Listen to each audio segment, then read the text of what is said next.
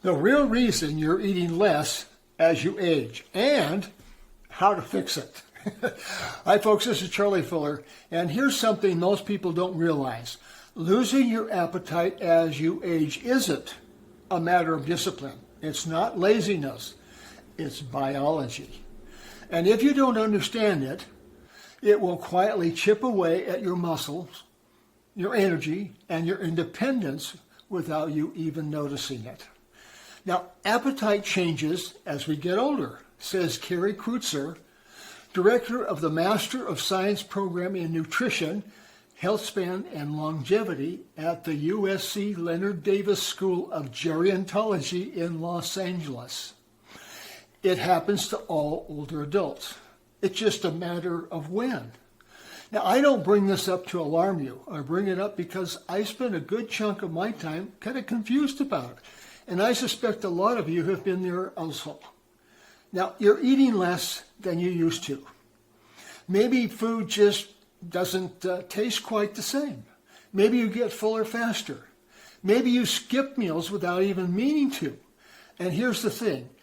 The shift is real, it's common, and it has a name. Doctors call it anorexia of aging.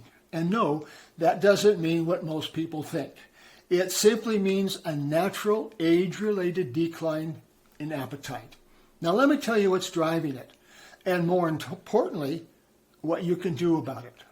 First reason, your metabolism slows down. And when you're 30, your body is burning through calories like a furnace. By 75 or 80, that furnace has become more like an efficient wood stove. You need less fuel to maintain basic functions, and your body knows it. The hunger signal gets quieter because the demand is lower. Second, and this one kind of surprised me, your hormones shift. Two hormones control hunger, one called ghrelin, which tells you to eat, and one called leptin, which says stop. And as we age, ghrelin production drops, and leptin stays elevated longer. The net result, your body just sends the I'm hungry less often signal. You're not broken. Your chemistry has changed. Third, your senses, taste and smell, are more connected to appetite than most people realize. Studies show that by the age of 70, most of us have measurably reduced sensitivity to smell. And when food doesn't smell like much, it doesn't call to you the way it used to. The truth is that food was actually better in the old days isn't true, but I understand why it feels that way. And the fourth reason, one people don't talk about enough, is social eating. We eat less when we eat alone. It's that simple. The ritual of sharing a meal is tied to appetite in ways that go way beyond the food itself. Isolation is an appetite suppressant. That's not a weakness. That's just plain old human wiring.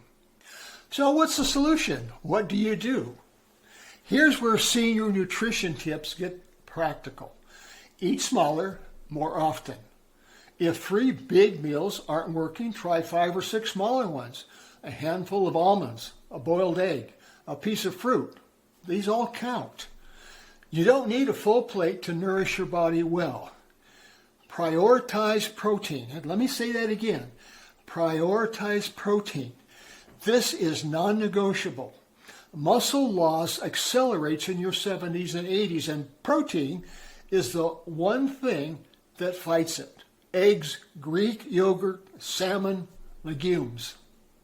Aim for protein at every single sitting, again, at every single sitting, no matter how small the meal. Nutrition for seniors isn't about volume, it's about nutrient-dense foods. That's a key component there. Add flavor deliberately.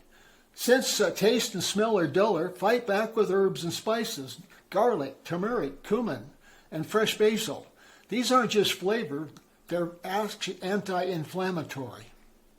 Now, you're seasoning your food and protecting your joints all at the same time. I call it, it's a 2-for-1. Eat regular meals. Now, Kurtzer recommends keeping to a schedule of 3 or 5 smaller meals a day, even if you have trouble eating as much as you once did. Now, I saw my mom's health decline after she got older. She had no appetite. Other than dinner, she didn't sit down for any kind of meals. Stack your snacks. If sitting down to a meal seems like too much and you prefer to graze, it's important to make those snacks work harder. Opt for foods high in fiber, protein, healthy fats, and other nutrients. Pair fruit with cheese or peanut butter, or buy a tub of tuna or chicken salad at the deli counter and scoop it up with a whole grain cracker. Guacamole, hummus, and bean dip all are high nutrition snacks, especially when paired with fruits or vegetables. Suggest Romy Nathan, a registered dietitian in Vienna, Virginia, specializing in adult nutrition, including weight management. And this is nothing new. Move your body. Now, I realize I say that a lot, but exercise is one of the most reliable appetite stimulants that there is. A good ride or a solid gym session, and suddenly I'm genuinely hungry again. Your body gets the message. Hey, we're working here. We need some fuel. Movement doesn't just burn calories. It restores the signal. Eat with people when you can. Call a neighbor. Have your daughter over for a Tuesday evening. Join a lunch group. The social element of meals is a luxury. It's a nutrition for the soul, and it genuinely helps you eat more. Don't underestimate it. Look, the point of all this isn't to turn meal times into a chore or a checklist. It's to stay in the game. Your appetite may have changed. Your body needs good fuel, and that hasn't changed. The good news is once you understand what's happening, you can work with it instead of against it. Now, as I've said before, it's not about adding years to your life. It's about adding life to your years. And that starts with what you put on your plate. Share this story in the comments. Are you eating less than you used to? What's been working for you? I read every one of them. And so I'll see you in the next video. Thank you. This is Charlie.